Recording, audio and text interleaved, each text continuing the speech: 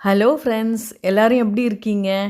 இன்றைக்கி life of Sumathi நம்ம சேனலில் பார்க்க போகிறது இட்லி, தோசை, சப்பாத்தி, பூரிக்கு கூட தொட்டுக்கலாங்க. இந்த தக்காளி வச்சு ஒரு சூப்பரான ரொம்ப டிஃப்ரெண்ட்டான மெத்தடில் ஒரு சைட் டிஷ் செய்ய போகிறோம். வாங்க எப்படி செய்யறதுன்னு பார்க்கலாம். பாருங்கள், நிலா ரொம்ப அழகாக தெரியுது. இந்த பூண்டு போன தடவை வால்பாறை போனப்போ இந்த மாதிரி கொத்தாக வாங்கிட்டு வந்து இப்படி கட்டி வச்சுருக்கேன். இதுலேருந்து ஒரு 4 பூண்டு கட் பண்ணி இப்போ நான் எடுத்துக்கிறேன். 1/2 கிலோ அளவு தக்காளி நல்லா பழுத்து இந்த மாதிரி சிகப்பாக இருக்கிற தக்காளியாக எடுத்திருக்கேன். தக்காளியை நம்ம வேக வச்சு எடுத்துக்க போகிறோம். இந்த மாதிரி சுடு தண்ணியில் போட்டு ஒரு 2 நிமிஷம் விட்டோன்னா தக்காளி நல்லா வெந்துடும். அதை நம்ம தனியாக ஒரு பாத்திரத்துக்கு தண்ணி இல்லாத மாற்றி வச்சுக்கிறோம். தக்காளியோட தோலை இந்த மாதிரி நம்ம வேக வச்சதால் ஈஸியாக வந்துடும். நம்ம அந்த தோலை உரித்து எடுத்து வச்சிடறோம்.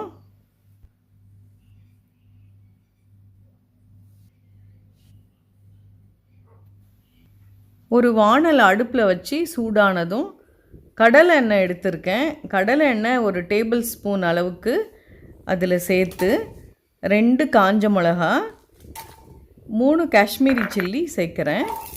கூடவே ஒரு கைப்பிடி அளவு சின்ன வெங்காயம் உரித்தது, இந்த 4 பூண்டு உரித்தது, இது எல்லாமே சேர்த்து கொஞ்சம் வதங்கினதுக்கப்புறமா நம்ம தோலை எடுத்து வச்சுருக்க இந்த தக்காளியை சேர்க்குறோம்.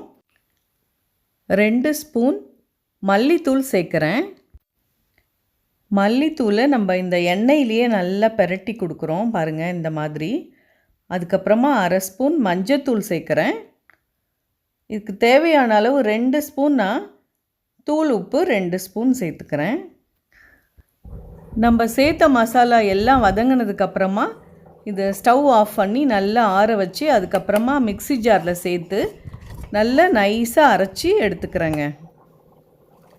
நல்லா இந்த மாதிரி அரைச்சதுக்கப்புறமா நம்ம அந்த வாணல்லையே சேர்த்து அது கூடவே கொஞ்சமாக நமக்கு எந்த அளவு திக்னஸ் வேணுமோ அந்த அளவு அந்த மிக்ஸி ஜாரையும் கழுவி அந்த தண்ணியும் இதிலையே சேர்த்துக்கிறேன்.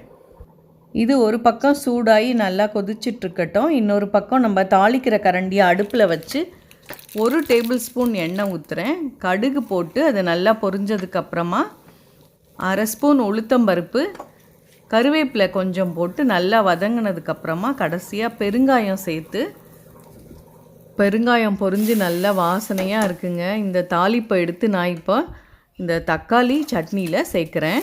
இந்த தக்காளி சட்னி ஏர்டைட் பாக்ஸில் போட்டு நம்ம ஃப்ரிட்ஜில் சேவ் பண்ணோன்னா ஒரு 4 நாள் வரைக்குமே நல்லா இருக்குங்க. ரொம்ப டேஸ்டான இந்த தக்காளி சட்னி நீங்களும் செஞ்சு பார்த்து எப்படி இருக்குன்னு சொல்லுங்கள்.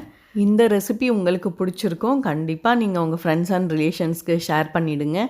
இது வரைக்கும் நீங்கள் சப்ஸ்கிரைப் பண்ணலைன்னா சப்ஸ்கிரைப் பண்ணிவிடுங்க, லைக் பண்ணிவிடுங்க. தேங்க்யூ.